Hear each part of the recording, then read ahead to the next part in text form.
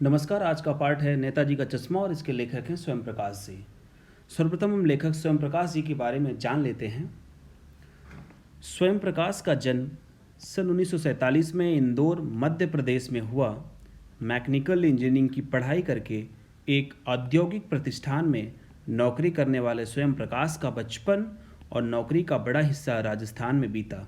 फिलहाल स्वैच्छिक सेवानिवृत्ति के बाद वे भोपाल में रहते हैं और वसुधा पत्रिका के संपादन से जुड़े हैं। 8वें दशक में उभरे स्वयं प्रकाश आज समकालीन कहानी के महत्वपूर्ण हस्ताक्षर हैं। उनके 13 कहानी संग्रह प्रकाशित हो चुके हैं, जिनमें सूरज कब निकलेगा, आएंगे अच्छे दिन भी, आदमी जात का आदमी और संधान उल्लेखनीय है। उनके बीच में विनय और ईर्धन उपन्यास चर्चित रहे हैं। उन्हें पहल सम्मान, बनमाली पुरस्कार, राजस्थान साहित्य अकादमी पुरस्कार आदि पुरस्कारों से पुरस्कृत किया जा चुका है। मध्यम वर्गीय जीवन के कुशल चितेरे स्वयं प्रकाश की कहानियों में वर्ग शोषण के विरुद्ध चेतना है, तो हमारे सामाजिक जीवन में जाति, संप्रदाय और लिंग के आधार पर हो रहे भेदभाव के खिलाफ प्रतिकार का स्वर भी है। रोचक किस्सागोई शैली में लिखी गई उनकी कहानियाँ हिंदी की वाचिक परंपरा को समृद्ध करती हैं। आइए पाठ प्रारंभ करने से पहले हम पाठ प्रवेश देख लेते हैं। चारों ओर सीमाओं से घिरे भूभाग का नाम ही देश नहीं होता। देश बनता है उसमें रहने वाले सभी नागरिकों, नदियों, पहाड़ों, पेड़ पौधों, वनस्पतियों, पशु पक्षियों से, और इन सब से प्रेम करने तथा इनकी समृद्धि के लिए प्रयास करने का नाम देशभक्ति है। नेताजी का चश्मा कहानी कैप्टन चश्मे वाले के माध्यम से देश के करोड़ों नागरिकों के योगदान को रेखांकित करती है, जो इस देश के निर्माण में अपने अपने तरीके से सहयोग करते हैं। कहानी यह कहती है कि बड़े ही नहीं, बच्चे भी इसमें शामिल हैं। जो कहानी नेताजी का चश्मा है, इसमें जिस नेताजी का उल्लेख किया जा रहा है उस नेताजी से संबंध है सुभाष चंद्र बोस से। और सुभाष चंद्र बोस का ये जो चित्र आपके सामने दिखाई दे रहा है, वो भारत के महान स्वतंत्रता सेनानी थे, जिन्होंने आज़ाद हिंद फौज की स्थापना की। और इस पाठ में जो नेताजी हैं उनसे तात्पर्य नेताजी सुभाष चंद्र बोस से ही है। आइए इस कहानी के कुछ मुख्य पात्रों के बारे में जान लेते हैं, जिससे हमें इस कहानी को समझने में आसानी होगी। तो एक जो पहला पात्र है वो है हालदार साहब, दूसरा है कैप्टन चश्मे वाला और तीसरा है पान वाला। कैप्टन चश्मे वाला मुख्यतः इस कहानी का मुख्य पात्र भी है, मेन कैरेक्टर भी है। आइए कहानी को अब प्रारंभ करते हैं। नेताजी का चश्मा। हालदार साहब को हर 15वें दिन कंपनी के काम के सिलसिले में उस कस्बे से गुजरना पड़ता था। कस्बा बहुत बड़ा नहीं था जिसे पक्का मकान कहा जा सके, वैसे कुछ ही मकान, और जिसे बाजार कहा जा सके वैसा ही एक ही बाजार था। कस्बे में एक लड़की का स्कूल, एक लड़कियों का स्कूल, एक सीमेंट का छोटा सा कारखाना, 2 ओपन एयर सिनेमा घर और एक ठो नगर पालिका भी थी। इसमें ठो जो है वहाँ के लोकल लैंग्वेज जो होते हैं, किसी एरिया की जो लोकल लैंग्वेज होती है, इसमें बोलते समय इसका प्रयोग किया जाता है। ठीक है, स्थानीय भाषा इसको कह सकते हैं, ठो। तो वो छोटा सा जो टाउन था उसके बारे में यहाँ उल्लेख किया गया है। नगर पालिका थी तो कुछ न कुछ करती भी रहती थी। कभी कोई सड़क पक्की करवा दी, कभी कुछ पेशाब घर बनवा दिए, कभी कबूतरों की छतरी बनवा दी, तो कभी कभी सम्मेलन करवा दिए। इसी नगर पालिका के किसी उत्साही बोर्ड या प्रशासनिक अधिकारी ने एक बार शहर के मुख्य बाजार के मुख्य चौराहे पर नेताजी सुभाष चंद्र बोस की एक संगमरमर की प्रतिमा, स्टैचू लगवा दी। यह कहानी उसी प्रतिमा के बारे में है, बल्कि उससे भी एक छोटे से हिस्से के बारे में है। तो अभी तक आपने देखा एक छोटा सा कस्बा है, उस कस्बे में क्या क्या चीज़ें उपलब्ध होती हैं, और छोटे से कस्बे में क्या क्या चीज़ें, वो बड़ा शहर तो है नहीं, तो कुछ छोटी छोटी चीज़ें उस कस्बे में है, उसके बारे में इसमें उल्लेख किया गया। और नगर पालिका का जो उत्साही बोर्ड था, उसका जो एक ऑफिसर था, प्रशासनिक अधिकारी, वो जो मुख्य चौराहा होता है, चौराहा मतलब चार रास्ते जहाँ आकर के मिलते हैं, उस जगह पे नेताजी सुभाष चंद्र बोस की एक स्टैचू जो है लगवा दी थी। और ये जो पूरी स्टोरी आप पढ़ेंगे उसी स्टैचू से संबंधित है, उसी प्रतिमा से संबंधित है। पूरी बात तो अब पता नहीं, लेकिन लगता है कि देश के अच्छे मूर्तिकारों की जानकारी नहीं होने और अच्छी मूर्ति की लागत अनुमान और उपलब्ध बजट से कहीं बहुत ज़्यादा होने के कारण काफ़ी समय ऊहापोह और चिट्ठी पत्रों में बर्बाद हुआ होगा, और बोर्ड की शासनावधि समाप्त होने की घड़ियों में किसी स्थानीय कलाकार को ही अवसर देने का निर्णय किया गया होगा, और अंत में कस्बे के इकलौते हाई स्कूल के इकलौते ड्राइंग मास्टर, मान लीजिए मोतीलाल जी, को ही यह काम सौंप दिया गया होगा, जो महीने भर में मूर्ति बनाकर पटक देने का विश्वास दिला रहे थे। पटक देना से यहाँ तात्पर्य है काम को पूरा कर देने से। तो अभी तक हमने जो स्टोरी पढ़ी, कहानी पढ़ी, उसमें ये है कि यहाँ लेखक बता रहा है कि कहानी का जो मुख्य पात्र हैं, कई उसमें से हालदार साहब हैं, और उसके अलावा जो आएंगे अभी, तो जो हालदार साहब को कंपनी के काम के लिए उस कस्बे से गुजरना पड़ता है, उसी रास्ते से जाते थे, उसी टाउन से वो जाते थे, जिससे ये कहानी जहाँ से ये संबंध रखती है। उस कस्बे में क्या क्या चीज़ें हैं, लड़कों का स्कूल है, एक लड़कियों का स्कूल है, सीमेंट का एक छोटा सा कारखाना है, 2 सिनेमा घर हैं, और एक नगर पालिका का कार्यालय है, ऑफिस है। नगर पालिका विकास के कार्य करवाती थी, डेवलपमेंट के काम करवाती थी नगर पालिका। तो वहाँ का एक ऑफिसर जो था, उसने जो चौराहे होते उस पर नेताजी की एक संगमरमर की मूर्ति लगवा दी थी। ठीक है, उसको जो है बोर्ड की शासनावधि टाइम ख़त्म होने से पहले ही उसको पूरा करना था, जिसके लिए ड्राइंग मास्टर जो थे मोतीलाल जी, उनको वहाँ बनाने के लिए वो काम सौंपा गया, और मास्टर ने केवल महीने भर में मूर्ति बना देने का आश्वासन दे दिया था। चलिए अब पढ़ते हैं कहानी में आगे। जैसा कि कहा जा चुका है, मूर्ति संगमरमर की थी, टोपी की नोक से कोट के दूसरे बटन तक कोई 2 फुट ऊंची, जिससे कहते हैं बस्ट, और सुंदर थी। नेताजी सुंदर लग रहे थे, कुछ कुछ मासूम और कमसीन, फौजी वर्दी में। मूर्ति को देखते ही दिल्ली चलो नारा था सुभाष चंद्र बोस का, आप सभी को पता होगा। और दूसरा एक नारा और है, तुम मुझे खून दो, मैं तुम्हें आज़ादी दूंगा। ये पूरा कंप्लीट वर्ड नहीं है, डॉट डॉट किया गया है। तुम मुझे आज़ादी दो वगैरह याद आने लगते थे। इस दृष्टि से यह सफल और सराहनीय प्रयास था। केवल एक चीज़ की कसर थी जो देखते ही खटकती थी, नेताजी की आंखों पर चश्मा नहीं था। और आपने नेताजी का पहले आपने फ़ोटो देखा होगा, चित्र देखा होगा, जिसमें नेताजी हर समय सदैव जो है वो चश्मा पहना करते थे। तो मूर्ति तो बहुत ही अच्छी थी, केवल उसमें एक कमी थी कि उस मूर्ति के ऊपर जो है वो चश्मा नहीं पहने हुए थे। ठीक है, यानी चश्मा तो था लेकिन संगमरमर का नहीं था। ठीक है, उसी स्टैचू का वो नहीं बना हुआ था। एक सामान्य और सचमुच के चश्मे का चौड़ा काला फ्रेम मूर्ति को पहना दिया गया था।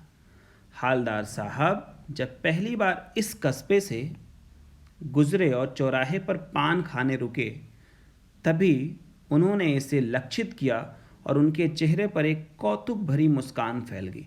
वाह भाई, यह आइडिया भी ठीक है, मूर्ति पत्थर की लेकिन चश्मा रियल, मतलब चश्मा असली लगाया गया था, पत्थर का वो चश्मा नहीं था। ठीक है, तो यहाँ आप देखते हैं इस कहानी में अभी तक क्या हुआ।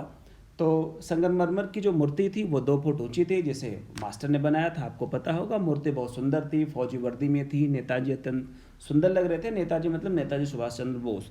उसमें बस एक ही कमी थी जो देखती ही खटकती थी, नेताजी की आंखों पर चश्मा नहीं था, और संगमरमर का चश्मा न होने के कारण उसकी जगह एक असली चश्मा पहना दिया गया था। तो जो हालदार साहब थे, जब उस टाउन से जा रहे थे, उस कस्बे से जा रहे थे, तो उनको इस जो कस्बे वाले थे उनकी जो देशभक्ति की भावना थी वो बड़ी अच्छी लगती है। हवलदार साहब दूसरी बार जब वहाँ से गुजरते हैं तो अब देखते हैं क्या होता है। जीप कस्बा छोड़कर आगे बढ़ गई, तभी हालदार साहब इस मूर्ति के बारे में ही सोचते रहे और अंत में इस निष्कर्ष पर पहुँचे कि कुल मिलाकर कस्बे के नागरिकों का यह प्रयास सराहनीय ही कहा चाहिए। महत्व मूर्ति के रंग रूप या कद का नहीं, उस भावना का है, वरना तो देशभक्ति भी आजकल मजाक की चीज़ होती जा रही है। दूसरी बार जब हालदार साहब उस उधर से गुजरे तो उन्हें मूर्ति में कुछ अंतर दिखाई दिया। ध्यान से देखा तो पाया कि चश्मा दूसरा है। पहले मोटे फ्रेम वाला चौकोर चश्मा था, अब तार के फ्रेम वाला गोल चश्मा है। तो हालदार साहब का कौतुक और बढ़ा। वाह भाई, क्या आइडिया है। मूर्ति कपड़े नहीं बदल सकती, लेकिन चश्मा तो बदल ही सकती है। और तीसरी बार गए तो फिर एक नया चश्मा था। तो हालदार साहब जितनी बार उस टाउन से गुजरते थे, उस मूर्ति का जो चश्मा था वो चेंज हो जाता था, वो बदल जाता था। ठीक है। तो तीसरी बार गए तो वहाँ चश्मा वो तीसरा उनको मिल गया था। ठीक है। अब देखते हैं आगे क्या होता है। हालदार साहब की आदत पड़ गई हर बार कस्बे से गुजरते समय चौराहे पर रुकना। उस चौराहे पर रुकते थे हालदार साहब जाते समय। अभी तक कहानी में एक ही पात्र का उल्लेख हुआ, एक ही कैरेक्टर आया हुआ है। वो कौन है कैरेक्टर? हालदार साहब। ठीक है। दूसरा कैरेक्टर अब आएगा, और दूसरा कैरेक्टर है पान खाना, जहाँ वो पान खाने के लिए रुकते थे। तो पान खाना और मूर्ति को ध्यान से देखना। एक बार जब कौतूहल दुर्दमनीय हो उठा, मतलब असहनीय, मतलब एक तरह से अभी क्या होना चाहिए उसके बारे में जब वो सोचने लगे, तो पान वाले से, ये दूसरा कैरेक्टर आ गया अब। ठीक है। पान वाला से ही पूछ लिया, क्यों भाई, क्या बात है, ये तुम्हारे नेताजी का चश्मा हर बार बदल कैसे जाता है? 3 बार गया, तीनों बार चेंज, चौथी बार गया चेंज, और जब जाते वो चश्मा चेंज ही मिलता उनको। तो अब उनसे ये रहा नहीं गया। अब उन्होंने जहाँ पे वो पान खाने के लिए जिस पान वाले के पास रुकते थे उसी से पूछ लिया कि भाई ये कैसे चेंज हो जाता है, कैसे बदल जाता है हर बार जो चश्मा है नेताजी का। तो अब पान वाले के बारे में थोड़ा देख लेते हैं। तो पान वाला कैसा आदमी था? पान वाले के खुद के मुंह में पान ठूसा हुआ था। वो अपने मुंह में पान ठूसा हुआ था। ठीक है। वह एक काला, मोटा और खुश मिजाज आदमी था। हालदार साहब का प्रश्न सुनकर वह आंखों ही आंखों में हंसा। उसकी तोंद समझते हैं, जो बेली फैट होती है, जिसमें पेट निकला जिसका होता है, तोंद बाहर निकली होती है ना, तोंद थिरकी। पीछे घूमकर उसने दुकान के नीचे पान थूका और अपनी लाल लाल काली बत्तीसी समझते हैं, दांतों की संख्या, ठीक है, दिखाकर बोला, कैप्टन चश्मे वाला करता है। और अब जो है तीसरा कैरेक्टर, तीसरा पात्र इस कहानी में आ चुका है, कैप्टन चश्मे वाला। तो कौन कौन अभी तक पात्र हैं इस कहानी में? एक है हालदार साहब, दूसरे हैं पान वाले, और तीसरे हैं कैप्टन चश्मे वाले। हालदार साहब क्या करते हैं? वो अपने ऑफिस के काम से, कंपनी के काम से जो है उस टाउन से अपने जीप से होकर के जाते हैं। ठीक है। पान वाला कौन है? उस चौराहे पर वो पान लगाता है। और तीसरा कौन है? कैप्टन चश्मे वाला, जिसके बारे में अभी हमें पता नहीं है, अब कहानी पढ़ेंगे तो जानेंगे। तो अब पूछते हैं हालदार साहब क्या करता है? हालदार साहब कुछ समझ नहीं पाए। चश्मा चेंज कर देता है, पान वाले ने समझाया। क्या मतलब? क्यों चेंज कर देता है? हालदार साहब अब भी नहीं समझ पाए। कोई गिराक आ गया समझो। गिराक वहाँ की लोकल लैंग्वेज में बोला जाता है, हिंदी में इसका है ग्राहक, इंग्लिश में इसको बोलते हैं कस्टमर। कोई कस्टमर आ गया समझो, उसको चौड़े चौखट वाला चाहिए। जो फ्रेम चश्मे का होता है वो उसके कस्टमर को चौड़े फ्रेम वाला चाहिए। तो कैप्टन किधर से लाएगा? किधर, वो लोकल लैंग्वेज में बोल रहा है, मतलब किधर से लाएगा। ठीक है। तो उसको मूर्ति वाला दे दिया। उधर, लोकल लैंग्वेज उधर, दूसरा बिठा दिया, मतलब चेंज कर दिया। अब हालदार साहब को बात कुछ समझ में आई। एक चश्मे वाला है जिसका नाम कैप्टन है।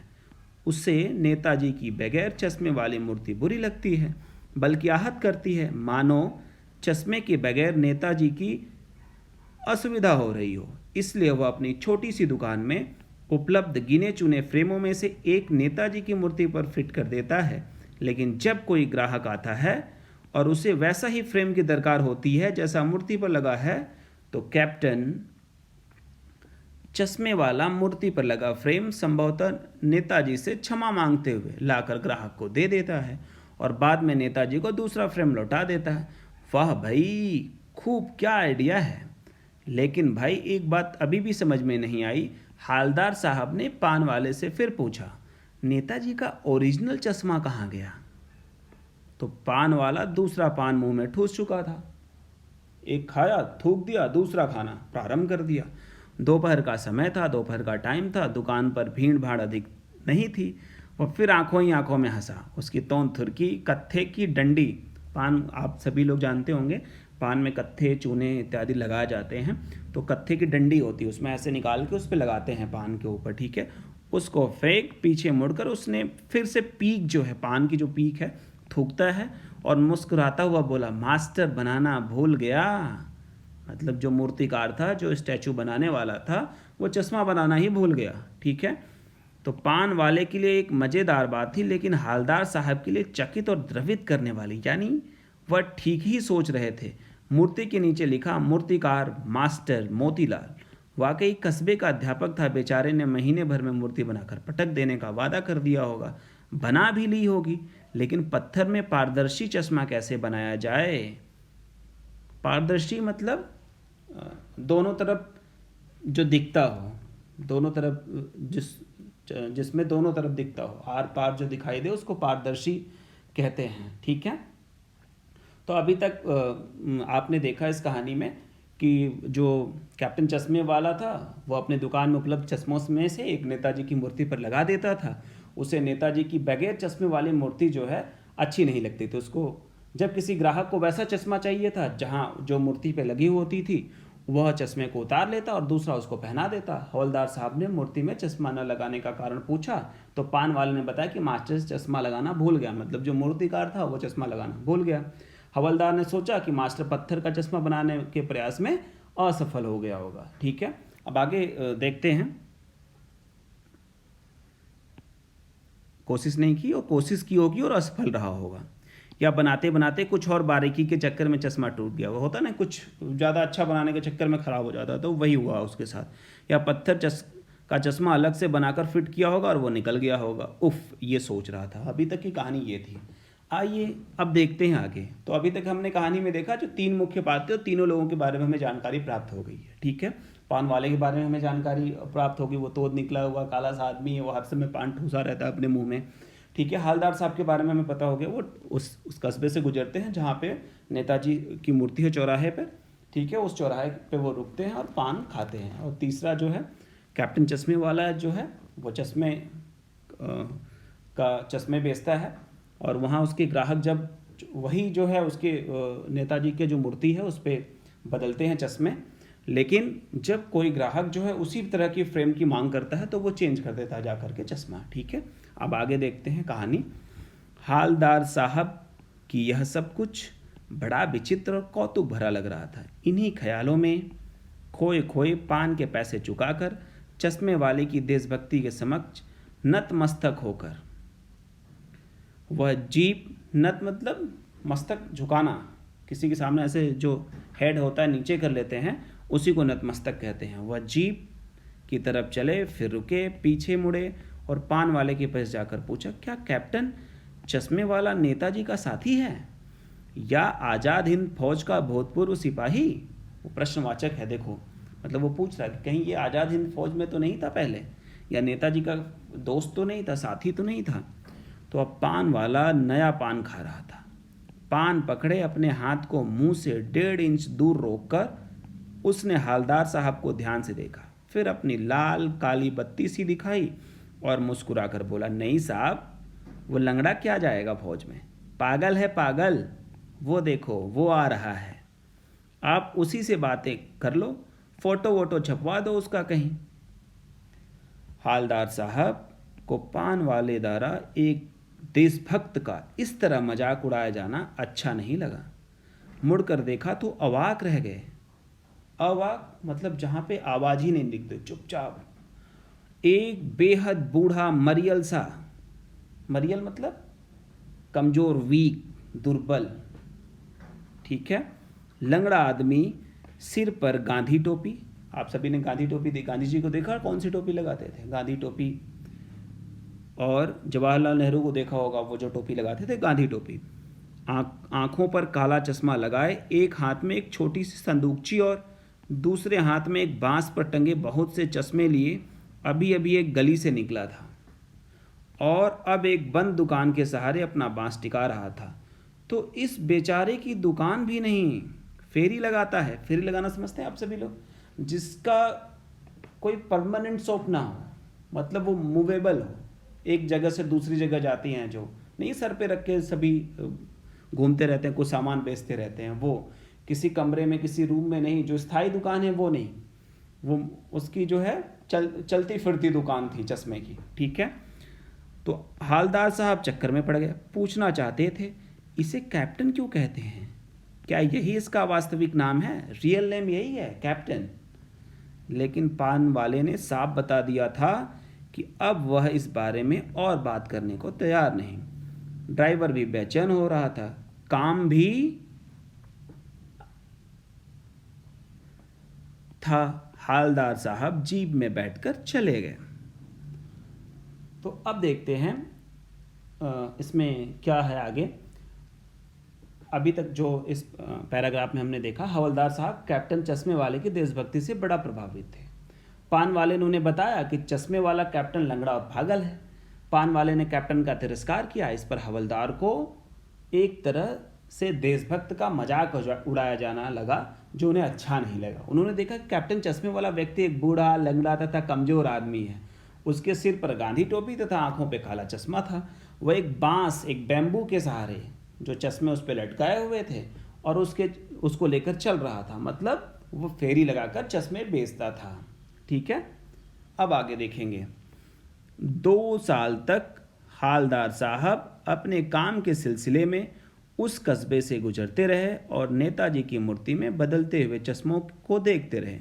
कभी गोल चश्मा होता, कभी लाल चौकोर, कभी लाल, कभी काला, कभी धूप का चश्मा, कभी बड़े कांचों वाला गोगो चश्मा, पर कोई ना कोई चश्मा होता जरूर। उस धूल भरी यात्रा में हवलदार साहब को कौतुक और प्रफुल्लता के कुछ क्षण देने के लिए।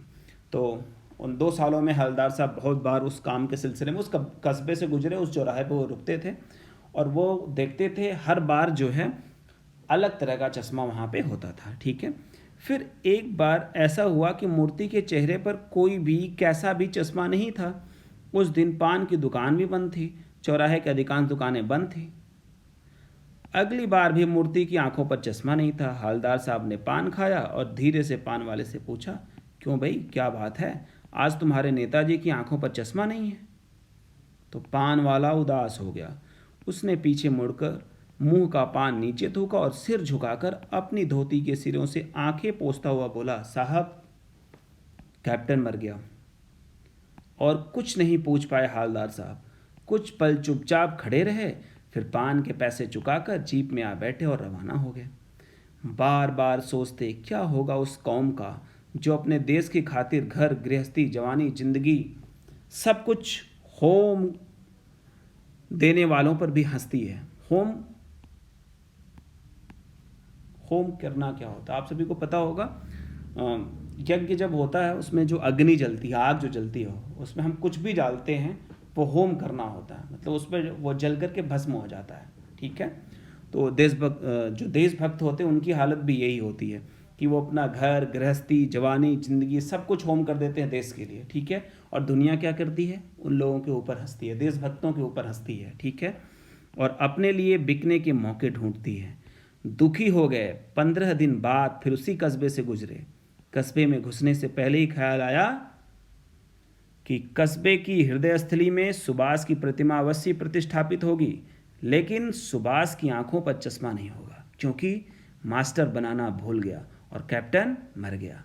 सोचा आज वहाँ रुकेंगे नहीं, पान भी नहीं खाएंगे, मूर्ति की तरफ देखेंगे भी नहीं, सीधे निकल जाएंगे।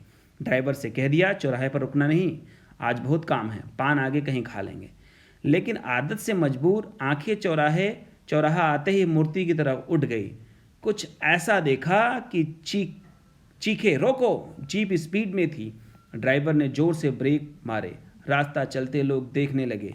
जीप रुकते न रुकते हालदार साहब जीप से कूदकर तेज तेज कदमों से मूर्ति की तरफ लपके और उसके ठीक सामने जाकर अटेंशन, सावधान की मुद्रा में खड़े हो गए।